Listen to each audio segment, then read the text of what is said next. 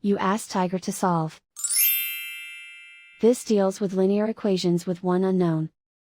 The final result is y equals 6. Let's solve it step by step. Simplify the expression. Expand the parentheses. Simplify the arithmetic. Group all constants on the right side of the equation. Add 18 to both sides.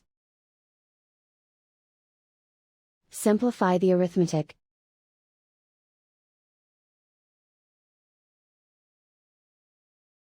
Isolate the y. Divide both sides by 2. Simplify the fraction.